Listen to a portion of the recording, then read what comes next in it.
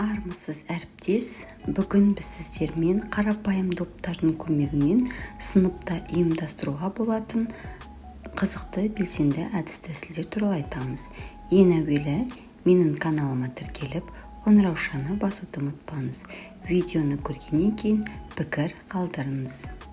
Доптардың көмегімен белгілі бір белсенді әрекетті ұйымдастыру үшін бізге дайындыққа осындай доптар, скотч, түрлі түсті қарындаштар және де түрлі түсті қағаздар қажет болады.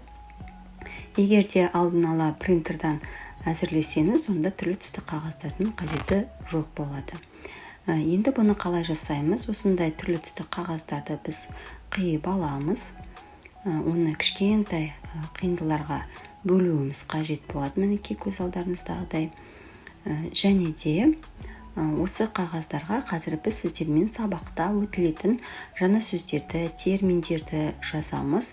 Және де оқушылар сол сөздердің мағынасын зерттейтін болады, немесе сол сөзді түсіндіретін болады, немесе белгілі бір сөздермен сәйкестендіретін болады. Енді оның тапсырманың түрлерін әртүрлі жолмен өздеріңіз ұйымдастырасыздар. Мен инста парақшамнан оны көре алатын боласыздар. Мінекей мен бірнеше салт-дәстүрдің атауын және де тұрақ тіркестерді жаздым. Енді осыларды бір-бірден мынау кішкентай доптарға біз желімдейміз скотчтың көмегімен. Бұл жерге енді сіздер түрлі математикалық есептерді, формулаларды, өздеріңіздің сабақтарыңызда өтетін терминдерді, енді сабақтың мазмұнымен байланыстырып, кілт сөздерді, кез келген нәрсені өздеріңіздің қалауларыңызға қарай орналастыра бересіздер. Енді мен сабағым салт-дәстүрмен байланысты болғандықтан осындай нәрселерді жаздым. Енді оны осындай шелекке немесе қалтаға салып қоямыз да, сыныптағы оқушыларға ұсынамыз. Топтағы, мысалы, сынып топқа бөлген топтан бір оқушы алады да, осы сөзді, мысалы, сынып өзінің тобына жасыруы мүмкін, немесе осы сөздің мағынасын түсіндіруі мүмкін. Енді оны тағы да тапсырманы сіздер қалауларыңызға қарай ұйымдастыратын боласыздар.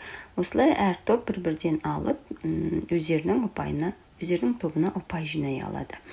Яғни сөздердің мағынасын түсіндіру. Немесе, мысалы, екі оқушы қатар отырып, бір-біріне допты лақтыру арқылы алдыңғы сабақта өтілген сөздерді қайталай алатын болады. Екінші тәсіл мынандай үлкен доп қажет болады. Осы үлкен доптың жан-жағына біз сұрақтарды жазып желімдейміз. Енді оны да сіздер алдын ала принтердан шығарып алсаңыздар болады. Мен үй жағдайында осылай қолмен жаздым. Осындай кішкентай қағаз қиындыларына түрлі сұрақтарды әзірлейсіздер. Мен қаһар романы бойынша әзірлеп, осылай доптың сыртына жабыстырдым. Одан кейін оқушыларға допты алып келесіз. Содан кейін олар шеңбер айнала тұрады, немесе өздерінің парталарында отырса да болады. Бір-біріне допты лақтырады. Допты қағып алған оқушы сыртындағы бір сұрақты алады да, өзі соны желімнен алып, сол сұрақты оқып, сол сұраққа жауап беретін болады.